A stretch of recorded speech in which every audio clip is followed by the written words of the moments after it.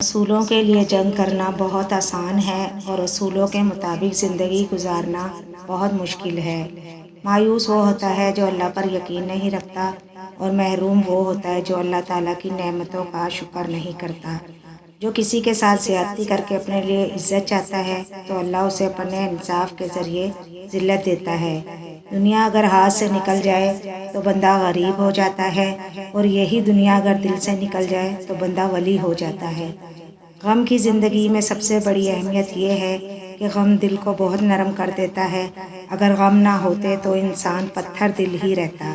کوئی انسان دکھ اٹھائے بغیر سکھ کی قدر کیسے کر سکتا ہے؟ ایک بزرگ سے کسی نے پوچھا کہ پسند اور محبت میں کیا فرق ہے؟ بزرگ نے جواب دیا، آپ ایک پھول دیکھتے ہو، اسے توڑ کر اپنے پاس رکھ لیتے ہو تو یہ پسند ہے، اور اگر آپ روزانہ اس کو پانی دیتے ہو اور اس کا خیال رکھتے ہو تو یہ محبت ہے۔ زبان کا بولا دنیا سنتی ہے اور دل کا کہا اللہ سنتا ہے۔